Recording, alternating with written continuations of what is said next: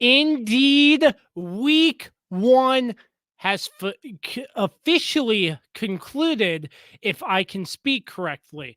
And we were blessed with football, and even more football.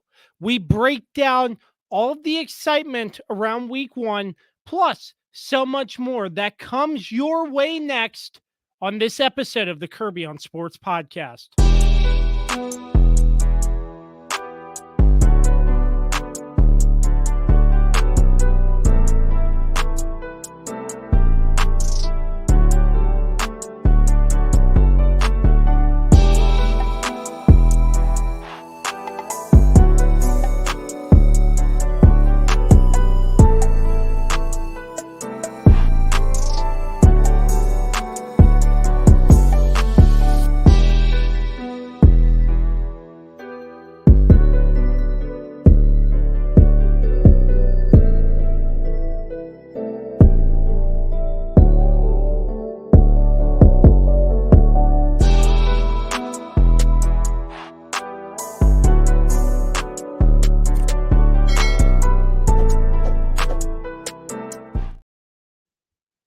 Once again, I'm your host, Josh Kirby. This is the Kirby on Sports podcast. A big shout to all of our sponsors, PM Plus Reserves, Shenandoah Primitives, Transformative Alignment Group, Mark Francis with Icon Real Estate, Barrett, Pest, and Termite Services, Mark Lynch with Guild Mortgage, Shenandoah Music, and Don't Sleep Energy, the official energy drink of the Kirby on Sports podcast. Use promo code KOS Podcast for 12% off your order every single time. We aren't going to waste any time diving into week one action across the NFL in 2024. Let's bring on first the weapon, Dan Dembski. And Dan, good evening, sir. Good evening, man. It's back. It's officially back. Not that preseason junk. We got the real football. This was a fun weekend, man. It was a lot of great primetime games. I know we're going to talk about several of those. So it is back. Dan is back. The weapon we're gonna do that back in time, business. every time. No, just okay. Yeah, it will wear Again, out. Stealing my picture without my permission is a crime. So see you in court. I do. God, I got him going. Here we go. Oh man. I will warn you. I have pneumonia, so I'm toughing this out. But Dan's on reserve. Sorry, man. No, it's no big deal. It's trying just to make you laugh. The laughing makes me cough. But regardless, let's welcome on a legend in the Swiss Army knife. His picture isn't coming up. There it is. The Swiss Army knife, Carlos Martinez. Good evening, Carlos. Que pasa, mis amigos? Good to see you, buddy. Indeed. Good to see all three of you. It is great to see me, isn't it? It is great to see me, Mr. There it is. 6-0, Mr. Your two-time Kirby on Sports PickEm's champion. You're welcome, ladies and gentlemen. I have arrived to make this podcast great again. Let's go. It's a Stephen A. Smith level intro right there. I respect it. The amount of delusion that I have to put on every time I do this. It's impressive, man. Gentlemen, it's no easy feat. Gentlemen, did you like week one? We're out of practice. Let's just say that. We're out of practice. It's very hard to keep up with all the games. And it was very overstimulating. Yeah, trying to watch Red Zone and then go to all the other games and stuff. I mean, Sunday seemed like it was a crapshoot, like Carlos said. Yeah, a crapshoot for sure. A lot of the games were crapshoots on Sunday. I'm sure we'll talk about that. But yeah, I agree with Carlos. It's going to take a few weeks to get into the rhythm of the NFL season. I think excited and love that it's back. But yeah, it's always an adjustment to start the season, and we saw that for us and then for the teams as well. Man, there were some rusty performances out there, though. I'm sure we're gonna get to as well. I mean, the excitement came on Sunday, even before the game started, with Tyreek Hill getting arrested. How was that exciting? There was nothing exciting about Tyreek Hill being arrested. That was so poorly worded. Poorly worded. Like, what's the word I'm looking for? Just The It too much started action. with action. It started with action. Yes. Yeah. Too much action. Jesus. Tyreek Hill getting arrested. Dak Prescott getting paid finally. And I mean, I mean, all before the 1 o'clock games on Sunday even started, all this Yeah. news started breaking out. I'm like, oh my goodness. Yeah, it was odd. You usually don't see that like on game day. But And crazy to see Tyreek Hill just put into cuffs, slammed on the ground. I know body cam footage and stuff, but hopefully that gets resolved and however that may Hopefully. get resolved. But it was crazy to see that as he was entering the stadium. yeah, pretty nuts. Yeah, Well, it was a little unsettling. I mean, yeah, it was very unsettling actually, and it just people just got to stay vigilant, man. That's it. well, as I take a sip of water, I think it's time we dive into our first matchup as the Chiefs and the Ravens. It came down to a Yeah. half an inch. Carlos, are you ready? I'm always ready. No, no, no, no, no, no, no, no, no, no, no, no. I'm not singing this time. No, no, I no, usually no, do. no, no, no, no, Oh, no, no, okay. no. We're Okay, not. never mind. No, no, no, no, no, no, no, no. Oh, never mind. Okay. He's respectful today. Um, Maybe. yes, goal. Oh, sorry, USA is playing New Zealand right now, and they just scored. What's it called? I'm having some technical difficulties here. Anywho, I mean, there's a lot to be said, but in all honesty, I want to hand it over to Dan first because I feel like I want to hear his thoughts first before I give mine. So, Dan, go ahead. Yeah, I think in general, the Ravens were just rusty. I actually feel like both teams were pretty rusty in this game for the most part. It wasn't. It definitely wasn't what you would call postseason level football by either side. I was worried defensively about how we started the game. Obviously, you know, you all having no issue driving down the field early on. Finding some of your new receivers, some of your new targets there for Patrick Mahomes. And then, of course, trying to cover Kelsey, like I said last week, was going to be a pain for the Ravens defense. And really, in the second half, for the most part, they did a good job of that. But, it definitely hurt how that game ended.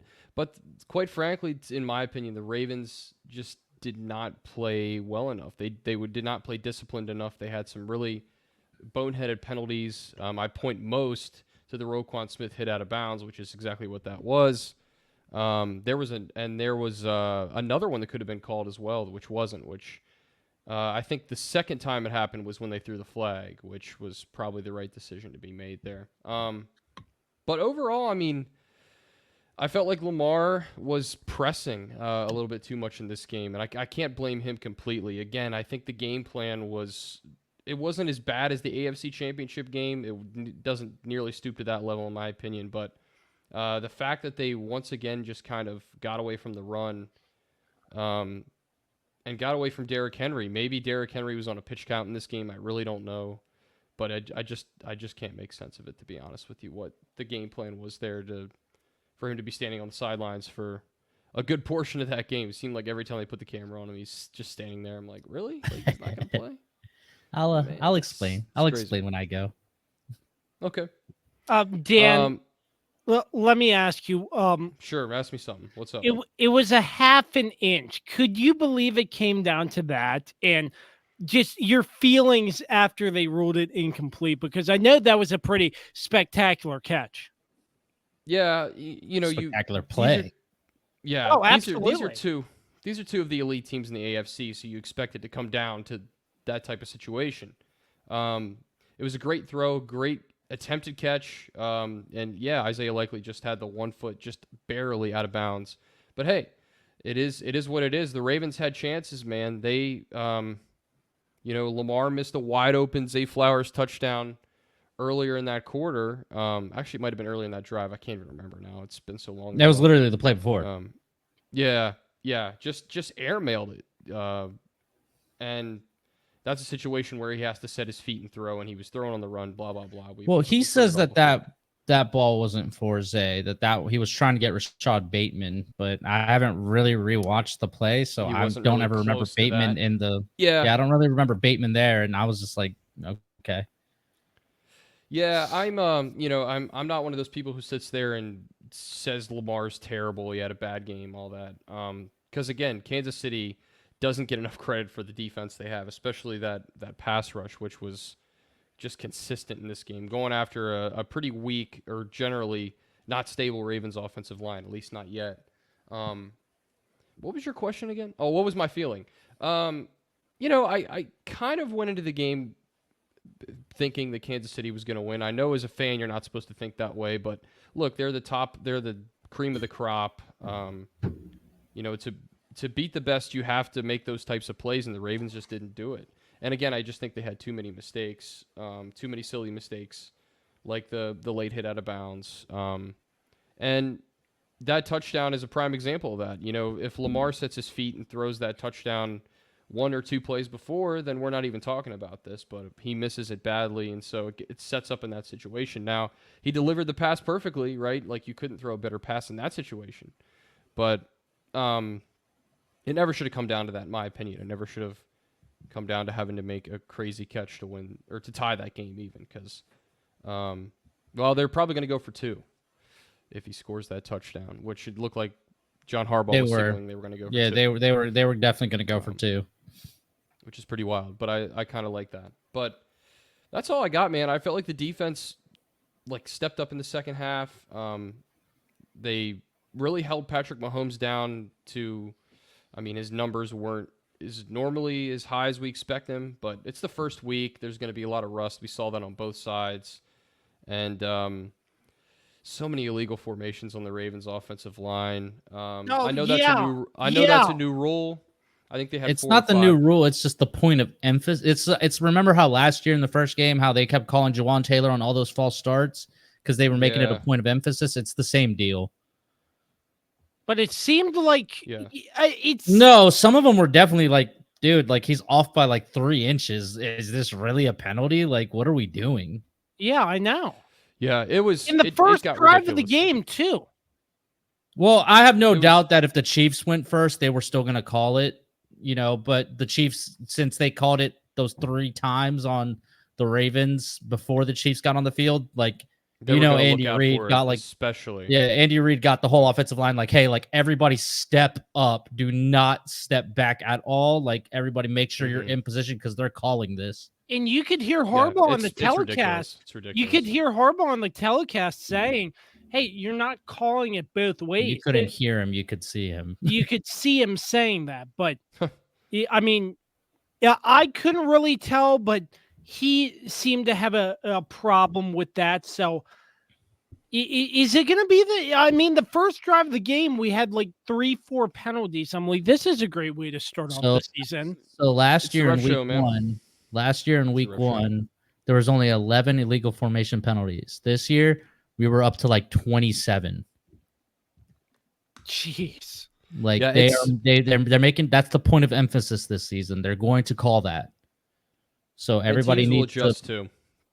Teams will adjust over time eventually, but it got a little ridiculous. I won't lie.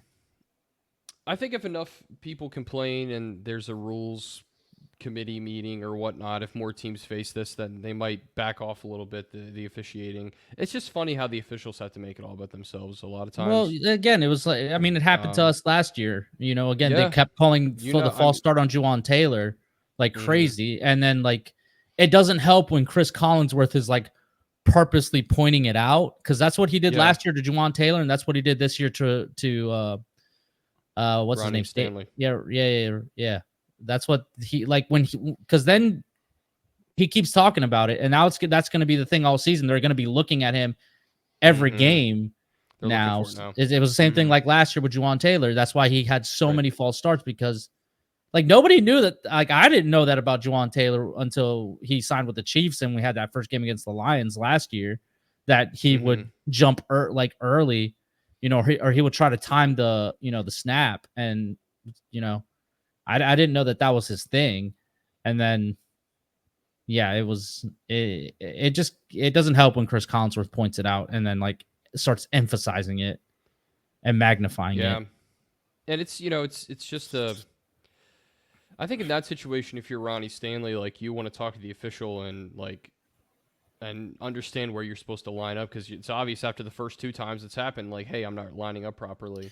And But they're gonna keep yeah, calling but me it for was this, it was but I don't specifically know. that third one where like they showed the replay and I was like, I don't see where he's There was nothing there. off. Yeah. Like I was like, what? Yeah. He's off maybe by like 3 inches. Like, How do you even see that? yeah, like Yeah, I agree. it got It was a ridiculous. mess. Like it really did get ridiculous. Yeah, I agree. But overall, I mean, this, I knew it was going to be tough for the Ravens to go into Kansas City and win. That's one of the toughest environments in professional sports and in American sports, I'd say, for sure. But it was going to be a tough road. They just didn't do enough to win this game. And they'll be back. They'll be fine. After seeing how the other teams in the AFC North played, the Steelers won on 6 field goals. We all know what the Browns and Bengals did. I'm sure we'll talk. We'll talk in depth about the Browns game. So I'm not worried about this team at all. I think they're going to be fine. I just think they have some. There's some chemistry issues there, and that's what happens when you have some young guys and an offensive line that right now is kind of not there. They haven't played together before, so that's going to take some time as well. So, and then defensively, it's just about limiting the big plays, which I felt like they did after they settled in a little bit, because it was kind of rough early on. But I'll tell you what, Mahomes is tough. He pulls the cat out of the bag when you expect him not to. He didn't do it much in this game. He didn't have like a behind the back throw necessarily, but he's just. I mean, he he's caught the his best own in the NFL NFL for a reason. Does That's that true. count? Well, And Lamar honestly, did that was last year. but honestly, like that was probably the most consequential play of the game, because if he didn't catch it, it might have been picked off, that's a or pick. it was going to That's a stop the pick, clock. yeah. So like he needed to catch that ball, and he out jumped 2 defenders to catch that ball and keep the clock running. So it actually that was actually like the biggest play of the game, because you guys would have had way more time had he not done that. And you guys also might have had better field position starting off that final drive. Yep. Very true. Very true. And then one last thing just about Lamar Jackson. It's so frustrating as a Ravens fan to see every time we lose, they immediately try to point the finger at Lamar Jackson and blame him. He missed 2 throws. Obviously, everybody saw that who watched the game and who watched the highlights saw that. But like, is any other quarterback criticized after a loss more than Lamar Jackson has been throughout his entire career? I can't think of anyone, to be honest with you. There's not in today's NFL. Now Dak maybe Prescott. in NFL history. Dak Prescott gets a lot of shit when he loses. Excuse my French. Well, that's a different story. It's more people who are dunking on the Cowboys than they are Dak Prescott. Dak just happens to be on the team, but I don't know, man. A lot of hate goes towards Dak Prescott.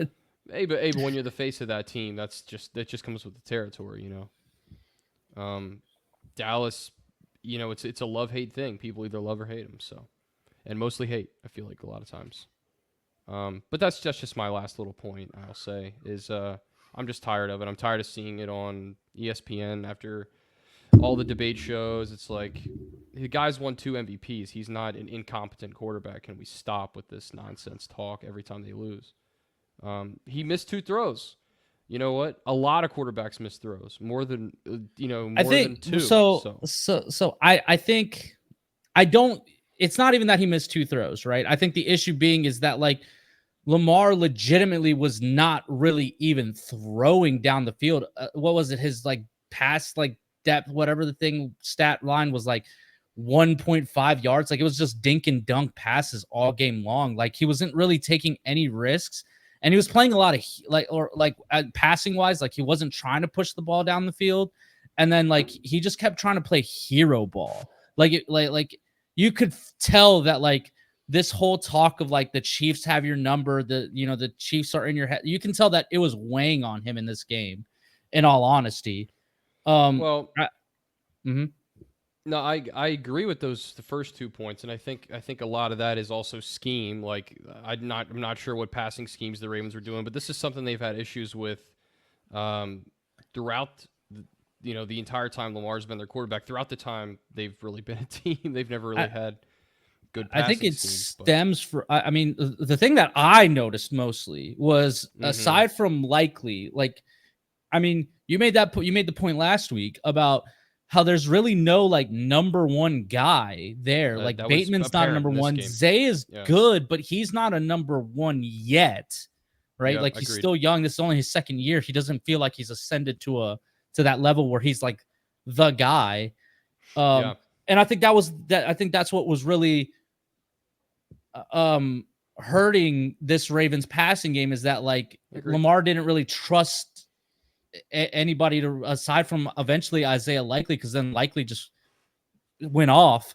And man, what a special game he had.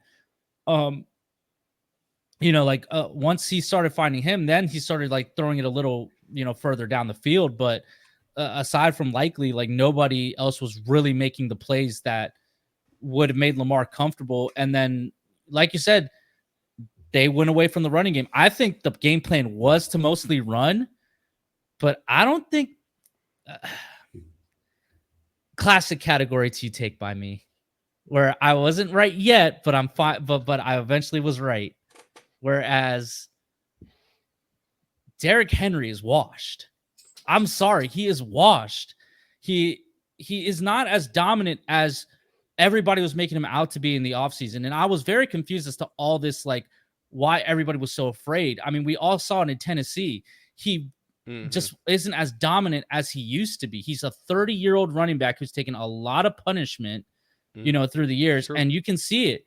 You saw it. The Chiefs went to go tackle him. As soon as they go for the hips, he's down. Like there's none of that Derrick Henry from the 2019 playoffs when he stiff-armed Earl Thomas to the next dimension. Like that guy is gone. He's a liability in the passing game. He's just not the same runner. I just don't think that this dynamic attack that people think was going to happen, where Derrick Henry was going to lay the boom and Lamar Jackson is going to be the lightning, I don't think it's going to work out that way. And there's a reason why he was on the sideline. And I think that's why, is because they realized like, hey, like he's not contributing anything to the passing game. He's not getting that much yardage, why have him out there? We should have what was his name? Justice Hill. Yeah. Way more effective, especially in the passing game. He was such a pain on third downs for us. Like we were just like, man, like what is happening? Why can't we stop this guy? And I'm going to be honest with you, Dan. I do worry for the Ravens. I worry that the way they reacted after the game was very concerning to me, because it makes me realize that they are taking the wrong things away from this game. I don't think they're taking the good aspects of the game. The fact that they took the champs to the limit again. The fact that like you said, a couple plays here and there, the Ravens win. I feel like they're taking more so the negative aspects of this game. The fact that it wasn't a touchdown, and they're trying to somehow, be like, oh, it was a touchdown. It's like the dude's foot was out of bounds. Trust me, I've experienced this heartbreak before with Des Bryant against the New York Giants, where he made an incredible catch, brings it down, but his like the whatever palm of his hand is like barely touching the line, or it was his pinky, it was something. And it was out of bounds when he came down, so it didn't count. I've experienced this heartbreak before, so I understand it's hard. And I can't imagine what it's like for Isaiah Likely, where 1 minute it feels like he's the hero, and then it's just taken away from you. So it might have just been a case of denial, but like for Lamar to be like, I still think it's a touchdown. It's like, dude, we have video evidence that it wasn't a touchdown. Like, what are we doing? Okay. And then just like the entitledness that it felt that was coming out from them, that they feel like they deserve like championships. And it's like, I don't know, you have to go out and earn them. Like stop kind of talking about it and be about it, kind of thing. Like what did the Chiefs do? The Chiefs went out and improved their roster, so that they can make a run at the three-peat. The Ravens really, in my opinion, roster moves wise, aside from signing Derrick Henry, didn't really get better because like we saw no number one wide receiver. Yeah. The offensive line, granted, it's brand new, so hopefully as the year goes on, they get better. They weren't really cohesive. They were having a lot of issues. They weren't good. Yep. My worry for the Ravens is that if they come up against the Chiefs again, they're sitting there thinking that this was our best. Like Isaiah Likely said, he was like, if this is the best that they got, then they're going to be in trouble. That was a dumb I was quote. like, that was a dumb quote. My guy, it's week 1. Nobody played their best ball. The Chiefs certainly did did not play their best ball. There was plenty of misplays. There was the Juju Smith-Schuster drop in the end zone. Yeah. Obviously, the Patrick Mahomes interception. There was the Samaj P. Ryan. Yes, P. Ryan. Yeah. His drop. There was plenty of mess ups by the Chiefs that, as the season goes on, that's not going to happen. And no one's going to talk about this. And everybody said it. If there was ever a time to get the Chiefs, it was last year. Last year was the year to get them. Yep, agreed. And nobody did. Going into that championship game, I was terrified. I was like, man, like I feel like this is it. We're gonna get got here. The Ravens are so good at running the ball, and then they got away from that game plan, and it happened again here where they got away from it. And granted, it was because Derrick Henry was so ineffective ultimately. But at the same time, the threat of Derrick Henry, because we didn't want to let him break anything out and gain any confidence, opened a lot of lanes for Lamar. I felt like there was a lot of them stepping up, or there was just a lot more like there was just a lot more action going on around the threat of them focusing on Derrick Henry and Lamar, that it would open things up on the outside, but they wouldn't make those plays. I just think I worry that if they do come up against the Chiefs, they're going to be too amped up again. And it's ultimately this is a poison to the team that what they're taking out from this game. They're not going, well, hey, I agree with that second point. I think they're taking these, instead of taking the positives, we were so we're right there. We were off by an inch, literally an inch. And if we make a couple plays, throughout the game, we won't make these mistakes again next time we play them. We'll make sure they're corrected, and we hope to see these guys again. But no, they just started complaining and listen. I don't know. It's just it's a lot of grievances. It's a lot of coping. It's just a lot of. I didn't like the reaction. I don't like Roquan Smith's reaction to how he reacted after the AFC Championship game, how he reacted to after this game. It's not the right reaction to me.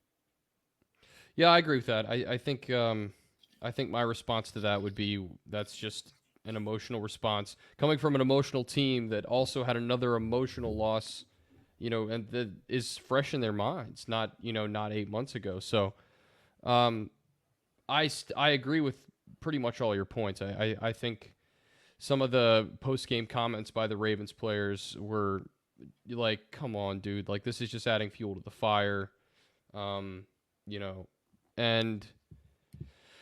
in my opinion, it's not a good look. I agree with you there. I don't know who's going to beat Kansas City. I don't. I don't know if anybody is equipped in the AFC to do so. I think the Ravens are probably still the best team to do it, but they've got to grow up throughout the season. There's no doubt about it. If they're gonna say those things after, nearly beating the back-to-back Super Bowl champs. So I was definitely when I saw those things on social media after the game, I was just come on, why are we doing this?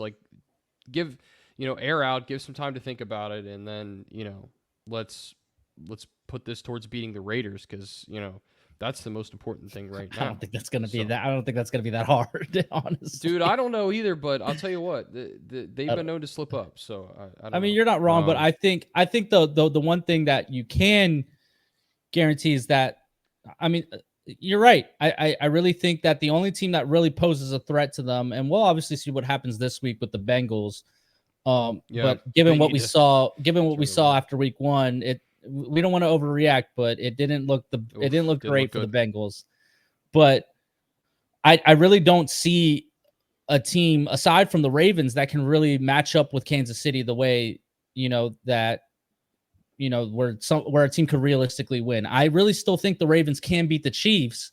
It's just, I sometimes I feel like it's the Ravens who get in their own way of. I mean, yeah. I've gone back and watched the highlights of all the other games. Like I made it a point, like on Saturday or something like that. Like I went back and watched the highlights of every game, and I mean, it kind of goes the same way every time. There's a Lamar Jackson strip sack. There's a Patrick Mahomes errant interception. The only time it didn't go that way was when you guys won a couple years ago. But aside from that, it usually goes like that. It usually goes with, it comes down to the wire, but then Patrick Mahomes and the Chiefs just know how to win, and they figure out a way to win. And that's what happened again here. Is, granted, it was because his foot was out, but at the end of the day, the defenders also kind of pushed him out that way. So, yeah, I don't know. I worry for the Ravens. I do. I worry that that if they do face off again in the playoffs, which is going to be, 19 to 20 weeks from now, that they're going to be, going in with this way too amped up. And it's going to be the same thing as what happened in the AFC Championship game last year, where they're going to, they're going to have too big of a chip on their shoulder. Yeah, I think that's a fair point. I think it's too early to speculate any of that stuff, but I mean, that's my worry. That's my worry. I don't think that's, I don't know if it's going to happen. That's just my worry from everything that I heard after the game. Well, and it's the job of John Harbaugh to take the reins and pull this team back in, because it's obvious right now they're not in a good spot where they can, at least not right after the game. And again, I think that's just the emotions of the game. It was another emotional game like it was in the AFC title game. They really wanted this one, but they didn't get it, and they didn't earn it, in my opinion, either. Despite what Roquan Smith, Lamar Jackson, and Isaiah Likely say. You're not just handed things; you have to go out and earn it, and they didn't do that. So, especially against this team, especially coming into our house, like you have to earn it. You Detroit, they earned it last year when they beat us. Cincinnati, when they beat us in the AFC Championship game a few years ago, they earned that. They were down big at halftime, and they made the comeback, and they made the plays to beat us. Yep. So it's like, this isn't going to be given to you. And sometimes I feel like they feel like they just like that's how it should be. It should just be given to them. And I think that's just the wrong mindset. I feel it's very entitled.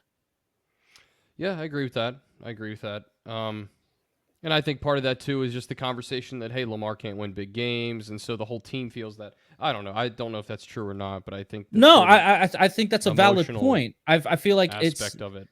Because it's a lot on Lamar. It's Lamar, Patrick Mahomes has your number. Lamar, you've only beaten the Chiefs once. Like, Lamar, you have to, you don't come up in these big games. Lamar actually played decently in this game. Again, it's week 1. I'm not expecting him to be a world beater, but sometimes I agree. I think he was pressing too much. He was trying to do too much. He wasn't letting the game come to him.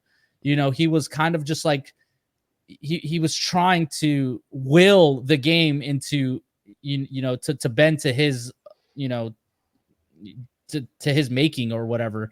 And like, you're going up against, the back-to-back Super Bowl champions. Like, it's just not going to happen that way. And I think the biggest part of that, in my opinion, was what I saw was the offensive line was just not good. So he was running for his life. So then, what's his first, the first thing he's going to want to do is to try to run the football. So that was sort of what set the table there. And that's another thing the Ravens have to polish up, man. Their offensive line has to get cohesive fast. Or else Lamar's going to be running all the time. We don't want that. More design runs would be nice. Maybe not the last second, run for your life type of runs that we've seen so many times, which usually work out well, but sometimes they don't. Agree. It was a great game.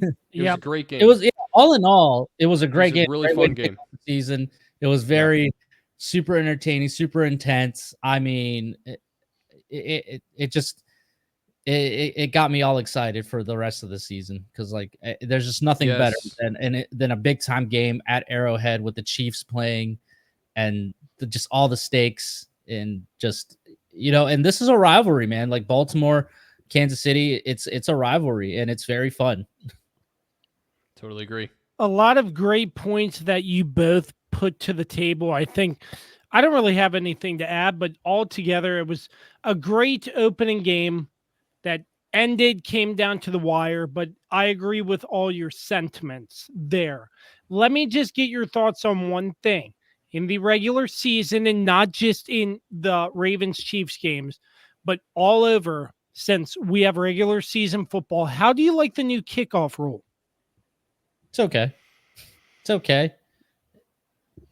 I think I hated it until there was a touchdown. Then I'm like, all right, I think I can get behind this. I think the kicker needs to be moved back, so that there's more chance of it going into, because during the Chiefs Ravens game, the Chiefs were literally purposely just kicking it. Yeah. Touchback. It was these kickers have, again, we saw, Brendan Aubrey kick a 66-yard field goal.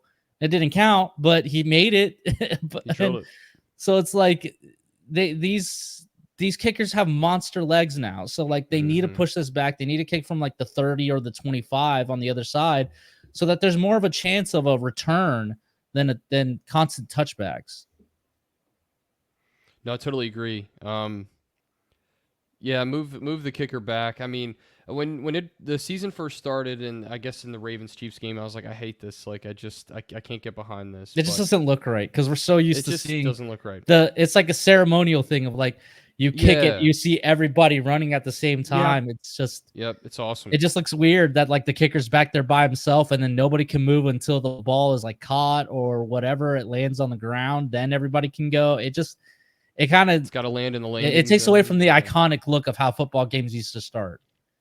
It's weird. It'll be an adjustment, and I think also with college football still doing the traditional kickoff, I think that has me sort of messed up as well. And I imagine they're going to eventually change. They'll do it eventually. Too. Yeah, I wouldn't be surprised. So, yep. Well, with that being said, that opens up the NFL season. We will take a quick break. We have more football to touch on as we have both of our teams, Carlos and I, coming up that we will touch on in just a second right here on the Kirby on Sports podcast. For sports fans living in condominium and homeowners associations, as well as business professionals, when you need a reserve study, PM Plus Reserves has been in business since 1990. Their studies are accurate and easy to understand. Check them out when your association needs a study. www.pmplusreserves.com. You can also contact them at 703-803-8436. Once again, www.pmplusreserves.com. Is it finally time to upgrade your home's interior? How about with an authentic farm table made locally from recycled barnwood? Shenandoah Primitives, based right here in Winchester, Virginia, makes farm tables, benches, tables, coffee tables, and a long list of other items for your home decorating needs. At Shenandoah Primitives, function and style are combined for great furniture that will last generations. If you're interested in combining the industrial look of metal with wood, or considering something incredibly unique with a live edge, Shenandoah Primitives turns those ideas into reality. Thinking about a mirror, wine rack, or other accent piece for your home, Shenandoah Primitives can assist with that as well. As a local small business, Shenandoah Primitives is happy to work with each client for a custom design or schedule an appointment to come out and view current inventory. Local, high-quality, handmade items can be found at Shenandoah Primitives. Find us on Facebook and Instagram or visit us at www.shenandoahprimitives.com. Once again, that's www.shenandoahprimitives.com. Back in business here on the Kirby on Sports podcast. I'm joined by the weapon Dan Dembski and the Swiss Army knife Carlos Martinez. Carlos, we will save the best for last and talk about the Commanders falling to the Tampa Bay Buccaneers 37-20. Gentlemen, do you have any thoughts before I have no thoughts, man. I have no thoughts. Listen, I want to hear the man, the myth, the they're legend. in rebuild. You guys are in rebuild mode. It's okay. No, there's nothing to. I mean, I have no thoughts. Baker Mayfield. That's all I have to say. Well, Baker Mayfield. Let me ask you: if you were living in a rock for the whole offseason, under a rock, yes. Thank you, Carlos. So, if you were living under a rock or just away from television, mainstream media, etc., and you wake up and I'm like, okay, I'll turn on Week 1 football, and you don't really know anything that happened in the offseason. If I were to tell you Ron Rivera was coaching this Commanders team in the loss, would you believe me? I don't know. I'm not a Washington fan, buddy. So I can't tell you. I can't tell you the differences. I didn't watch this game. I was too busy watching my team. I wasn't paying attention to yours. Dan, so any comment? I couldn't tell. I mean, I think they're a better disciplined team than when Ron Rivera was there for sure. They're not fighting on the sidelines, right? So that's a step up from what it used to be. Yeah, I guess, but listen, Dan, it's going to take a while for Dan Quinn to make his impression on this team. And also, let's face it, as a head coach, he actually, he was a relatively successful head coach. He was okay for a bit. It kind of soured at the end, but that's how it goes. That's the cycle of coaching in the National Football League. Given what happened, I mean, of course it was going to sour at the end. I mean, God, man. But I think it's going to take time. And so that's why you see some dysfunction right now with that coaching staff. It's going to take time. It's not something where you can bring in a coach and it's going to be an immediate fix. So he has to establish the way he wants them to play. It was one thing when he came to Dallas because we had the players for defense. We just had the wrong scheme. Here in Washington, he doesn't have his players. Like he's getting his guys in. He's slowly building all this stuff up. You got to give him some time. This isn't going to happen overnight. And, it's just about patience. Yeah. I agree. I agree. Looking at this game, it sort of was like, this looks a lot like last year, but I'm hoping that all the good that has happened, you bring in a new head coach, Cliff Kingsbury, Joe Wood Jr., I'm hoping this is only a hiccup as to what the Commanders really need to hone in and focus on in terms of gelling together, being together, because this is a relatively new staff, new players, new system. So everything's new. Everything's new. You just said the preseason, throw that out the window because it's like Jaden Daniels gets limited time. You're not having Payne Allen on defense, et cetera. Everybody looks good in preseason, man. Everybody looks good in preseason. Yes. No, throw it out the window because this is your first regular season game where your first team is going against the opponent's first team. You got to see what happens. Defensively, I was not impressed at all. A lot of missed tackles, a lot of letting Baker Mayfield go free, and that led to points. Chris Godwin, Mike Evans down there for Baker all day long. They're facing a really good offense, though. Let's not let that. I'm not discrediting that either. 1 minute. I think Tampa Bay will definitely make some noise in the NFL. Solid team. I think they can make another deep playoff push in my mind.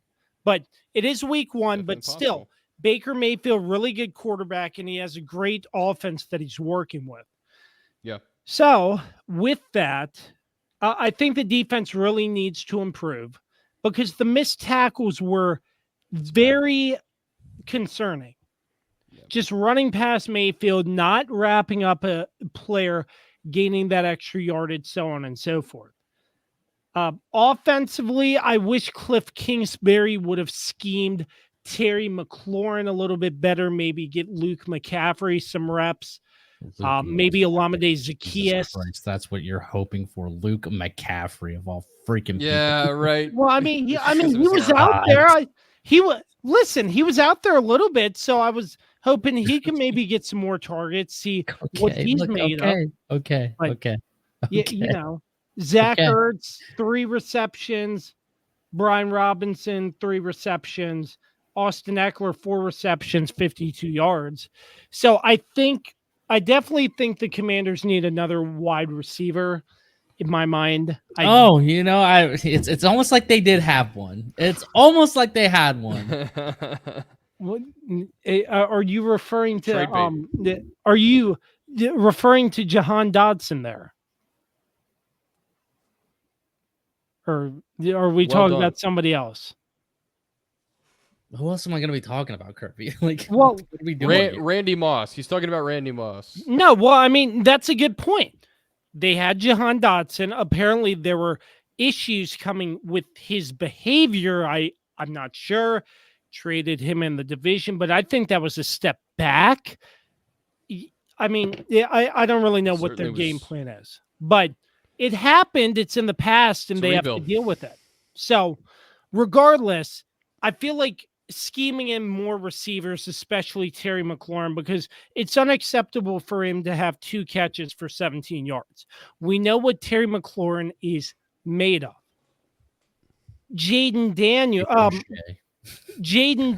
He's always on the paper tiger over there. It's true. Jaden Daniels, on the other hand, he rushed the ball a lot.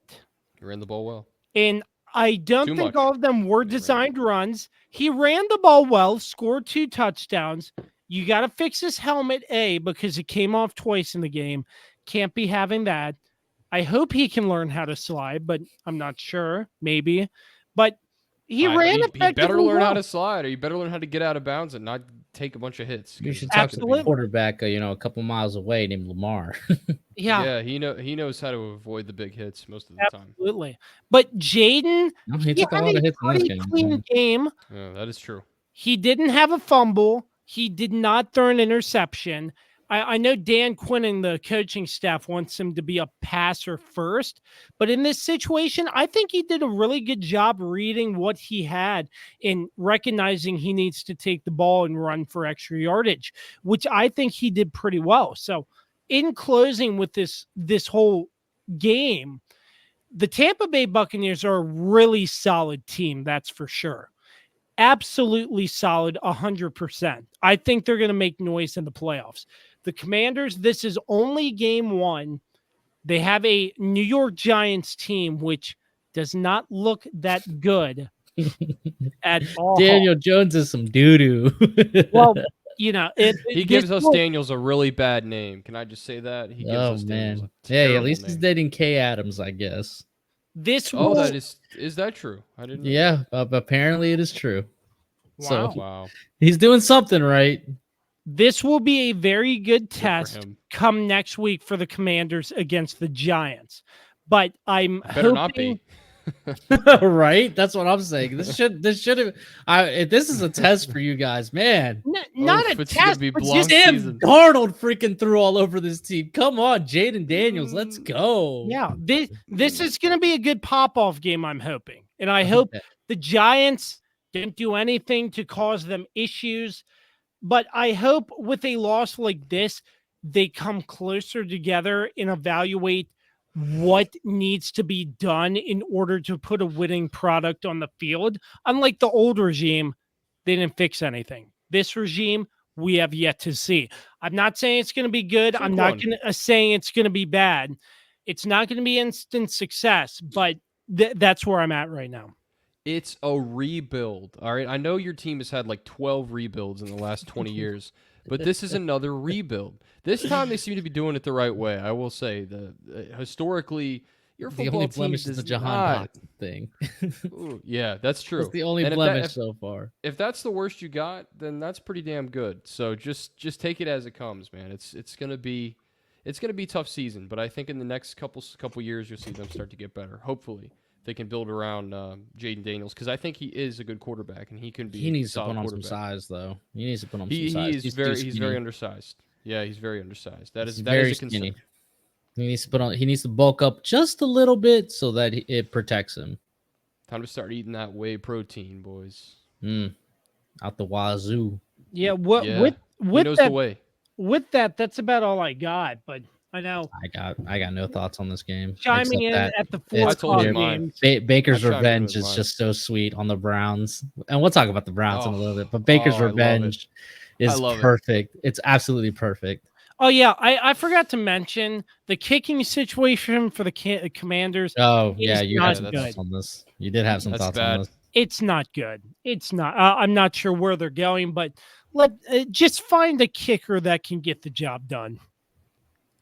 It's a mess. Listen, it's not I'm not sure easy, he's out man. there. Like, I mean, it's the hard. Dallas got lucky with Brendan Aubrey, so That doesn't you know, happen. That usually doesn't happen. it's not. I mean, it's hard to find a good kicker right now. I mean, every kicker's got a monster leg, but a lot of kickers are just not built for prime time. Yeah, It's all about making the clutch kick. It may not necessarily be the guy who can kick it 60 yards, but the guy who can come in and hit, a 45-yarder in the wind from the right hash to win an important game.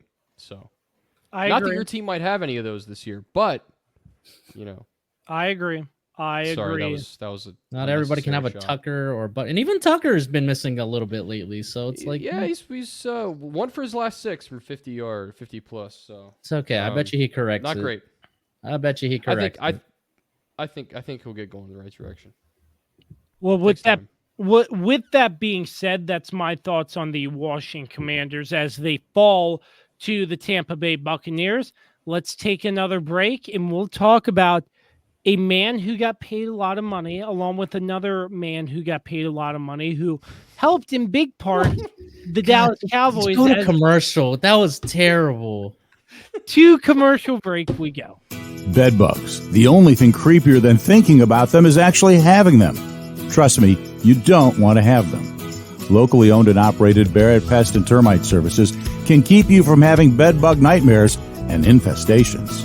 Call 540-340-3922 to schedule your free inspection and consultation. If bed bugs are already in your home, we'll get rid of them so you can rest easy. We also specialize in keeping homes and businesses free of other pests, including rodents and termites. That's Barrett Pest and Termite Services, 540-340-3922. Hi, this is Mark Peter Lynch with Guild Mortgage. One of the greatest joys in doing business over the last 30 years in the Shenandoah Valley is helping people buy their first home. Buying their first home and putting the keys in their hand at the closing table has brought me so much joy. If you want to buy your first home, a second home, or an investment property, or build wealth through investment in real estate, give me a call. My phone number is 540-664-4700, or you can find me on the World Wide Web at www.marksmortgage.com. Welcome back, the Kirby on Sports podcast. I'm joined by the weapon, Dan Dembski, the Swiss Army knife, Carlos Martinez. It's time to dive into another big matchup as a quarterback and a receiver recently. All right, enough about the stupid pay. My God, dude. The Dallas Cowboys show no sign of struggling as they cruise to a victory against a newly accused, once again, Deshaun Watson. Yes. Which just came out not too long ago, too. Yeah, this isn't about Deshaun Watson. Screw him. Yeah, he doesn't deserve to be mentioned at all. To be honest with you. I mean, he does deserve to be mentioned about how awful he was, but True. That's listen, true. Not in a positive light. just when I think I'm out, boys, they pull me back in. They just won't let me go. They just won't let me go. This was the dream start for Cowboys fans. I mean, we didn't have a lot of expectations. It was very sour and bad offseason, in my opinion. And then they come out and play like this and completely dominate, the best defense in the NFL and, an offense that has a lot of weapons, and that was supposed to be much better than what we thought, than what they eventually showed. I mean, Dallas was just, defensively, man, they were locked down. I mean, there was really, everybody thought that there was going to be some growing pains switching from, Dan Quinn to Mike Zimmer, and there just was not. It was honestly pretty impressive how much we still look like we had that same intensity and that same, this defense is going to be a problem, that's for sure. And once we get Deron Bland back, it's going to be even better. Look, I was very happy with the performance. Dak came out, he looked good for the first half. The second half, offense didn't really do too much, but I think it was just kind of a case of, not wanting, I don't know, taking the foot off the pedal. There's not really much I can say. It was just a good performance. It was great. And the Browns just looked awful. They just looked really bad. Their defense definitely stepped up in the second half. It felt like, like I said, they really stifled the offense, but Mike McCarthy also said that he also wasn't playing the same amount of, or he wasn't calling the same amount of plays. I don't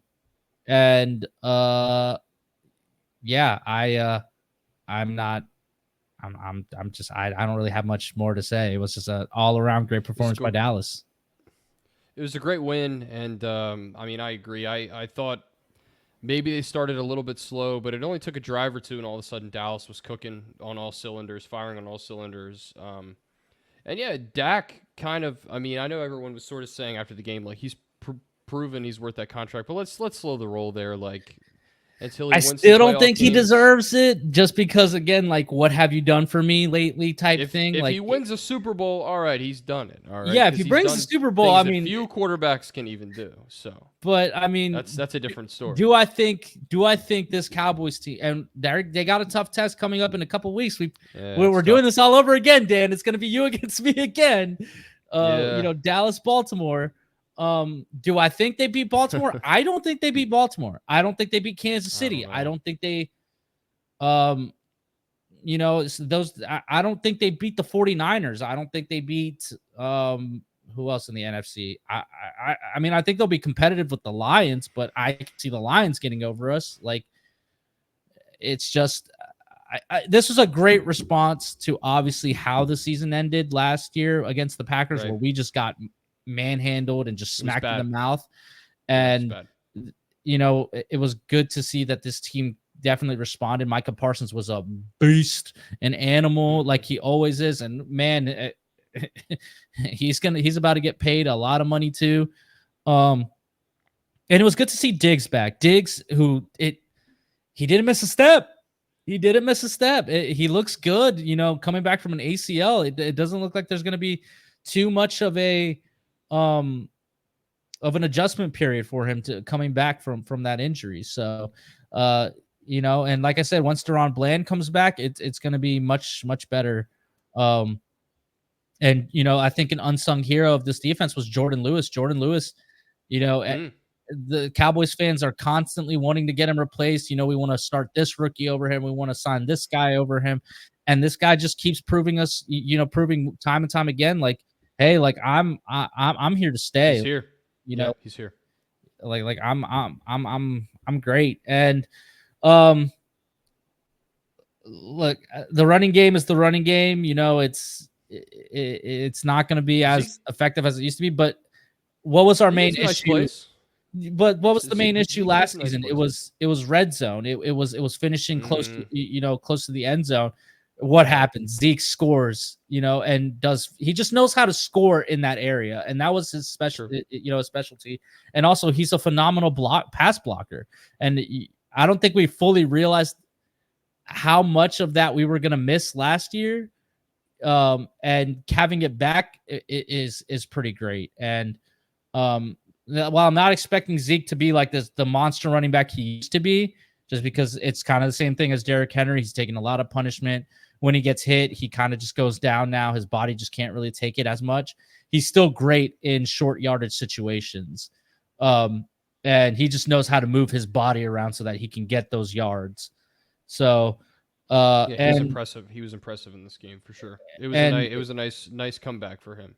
Agreed. And of course, Jake Ferguson, luckily the injury wasn't as bad as, it kind of looked. It looked like possible ACL.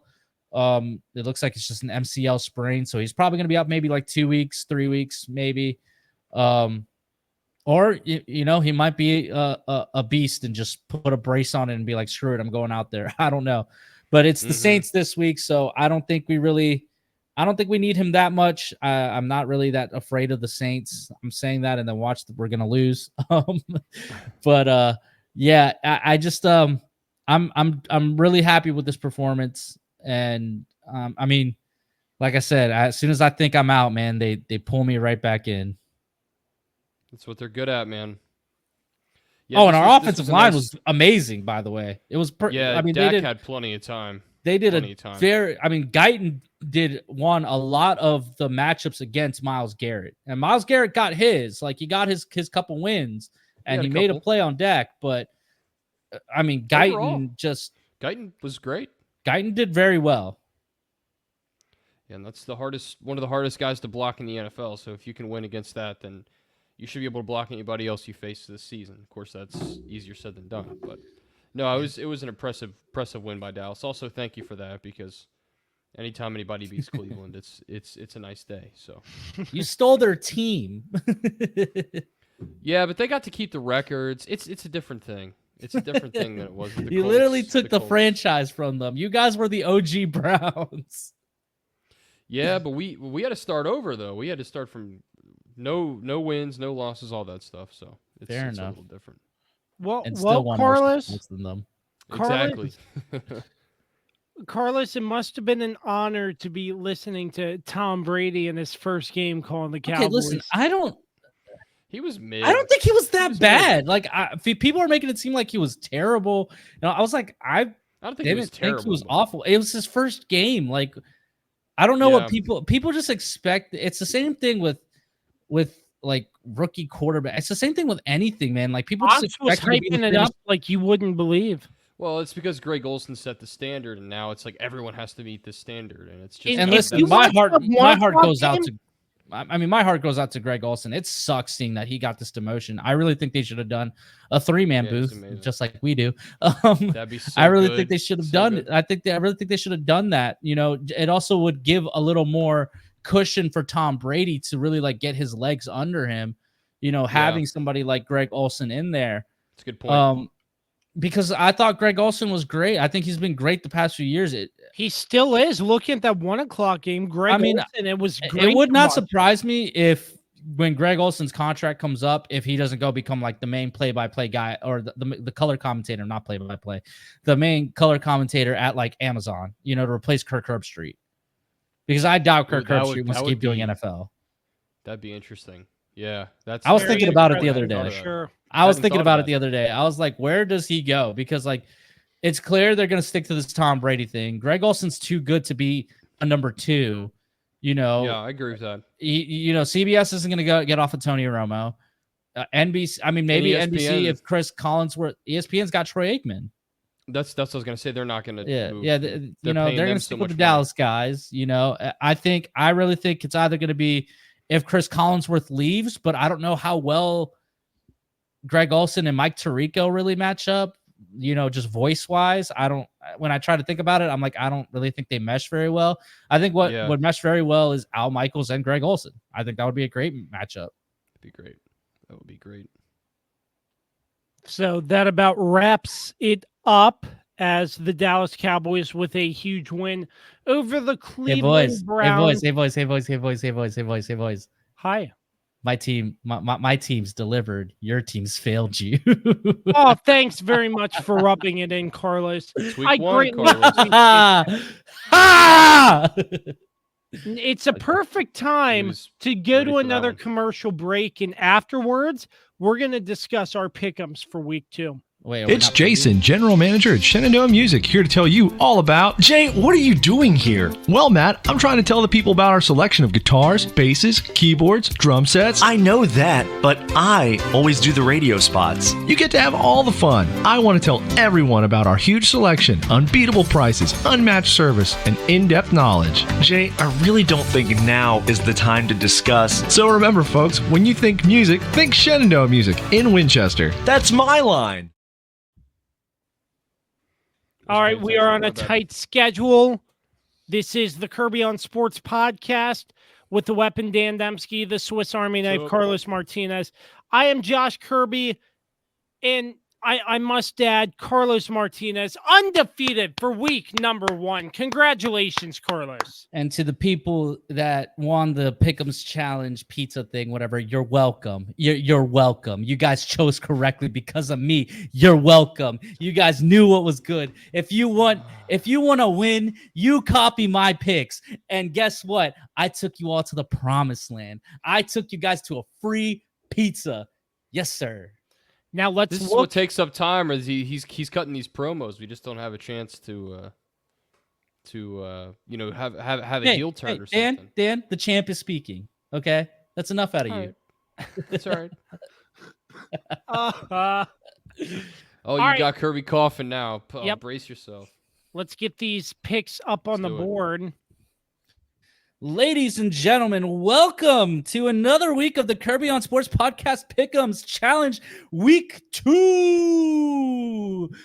The games we will be picking this week are the Chiefs and the Bengals, the Bills and the Wow. Dolphins, the Browns and the Jaguars, the Lions and the Bucks, the Cardinals and the Rams, and the Broncos and the Steelers, because honestly, there's a lot of doo-doo games this week. I'm not going to lie to you. So it's kind of Yeah, very, it's not a great- I had maybe like 4 good games, and then the last 2 I really struggled. I will go first as always. Yeah, of course, with the current standings being, give me 1 second. I got to turn this off because Kirby keeps forgetting to turn it off. Oh, my apologies. Sorry. Anyways, of You're course, the forgetting. current standings being I, of course, am in first place. You're reigning, defending 2-time Pick'ems champion. I'm 6-0, went perfect. Boys, real quick, side note. I've been meaning to do this season, that I was going to bet on all of my picks, right? I was going to put money down on my picks. I forgot to do it this week. If I would have put $100 down on my picks, I would have won $2,000. I botched it. I should have You done it. botched Something it. was telling me to do it, and I didn't do it. But anyways, yeah, so I'm 6-0. Dan and Kirby are tied at 5-1. We are all doing significantly better than we did last season. Last season was a rough start for all of us. Well, more so me. Yeah, And then I had to make a ferocious comeback. it's true. So anyways, I will begin. I will obviously take the Chiefs over the Bengals because screw the Bengals, and of course I'm contractually obligated. I'm going to take the Dolphins over the Bills. I just think the Dolphins have a much better, obviously have more weapons just offensively. I don't think they played their best game against the Jaguars, so I think they're going to want to make a point, obviously, on this short week also. And I just don't really think the Bills are that impressive. I mean, Arizona almost beat them. And Arizona isn't the best at all. I'm going to take the Jaguars over the Browns just because the Browns just feel like they're going to respond after, the beatdown that they got from the Cowboys, but I think the Jaguars also kind of have something to prove considering how they blew the game against the Dolphins. I'm going to take the Lions over the Bucks. I just think the Lions I think this is going to be a very good game. I think it's going to be very competitive. It's going to be back and forth, but I think the Bucks just have that little bit more in them that's going to get them over the top. I'm going to take the Rams over the Cardinals. This is going to be an entertaining game, in my opinion. It always is between the Cardinals and the Rams. But I think I'm going to go with the Rams. I mean, Puka Nacua, though, is going to be out, so that might change some things. And then I'm going to take the Steelers over the Broncos. It looks like Justin Fields is going to start again, but I'm not impressed by Bo Nix whatsoever. And for him to go up against the Seattle defense, now he's got to go up against the stout Pittsburgh defense. Brutal. I don't see Watt, baby. Yeah. I don't see the Broncos winning this game, so I'm going to take them as well. And with that, we send it to Dan Dembski. Oh, thank you, Carlos. Yes, so I'm going to take the Chiefs over the Bengals as well. I think the Chiefs are just in a better spot right now. I think the Bengals will make this a very competitive, close game, but I just think the Chiefs are just going to be too much for the Bengals. I will take the Bills with maybe the upset pick here over the Dolphins. I feel Josh Allen had 4 touchdowns on Sunday, pretty much carried the team to the win. I know it's the Cardinals, and I know the Dolphins have weapons galore. We saw what Tyreek Hill did on Sunday after his incident. It's going to be a really, really fun, competitive game for sure. But I think the Bills are able to come out on top this time. Let's go Buffalo. I'm going to take the Jags over the Browns because this is an easy pick for me. Screw the Browns because that's why. I will take the Lions over the Bucks. This, like Carlos said, this is going to be a great matchup. I think it could be a potential playoff preview. Rematch of last year. Rematch of last year. It's crazy. As well, The first 2 games for the Lions rematches of the playoffs. Of their playoffs, yeah. Yeah, that's pretty. In the same exact order too. True. So yeah, I'm going to take the Lions there. I will take the Rams over the Cardinals. Although the Cardinals made a good effort on Sunday, I just think they're still a mess. So I'm going to take the Rams, more polished team, and I know. Obviously, the Rams have some injuries, as Carlos alluded to, but I think as long as Cooper Kupp is playing, this receiving core has nothing to worry about, in my opinion. And if they can get their running game going, I think they have to establish the run, I think, for sure. Agreed. And then lastly, I will pick the Steelers over the Broncos. I think, hot take, the Steelers, instead of kicking 6 field goals, they kick 7 to defeat the Denver Broncos. Chris Boswell, man, he is a monster. And with that, I throw it over to founder, CEO, and leader of Ultimate the pack, Stooge, Josh Kirby. Ultimate Stooge, bring it back. Let's go. Gentlemen, my picks. I will take the Chiefs over the Bengals. I think the Chiefs have enough to give the Bengals a lot of hurt. After watching the Bengals and what... Yeah. I mean, last week against the Patriots, I just was not impressed. that was the upset of the week right there. Absolutely. I didn't have the really Patriots winning that game. Me either.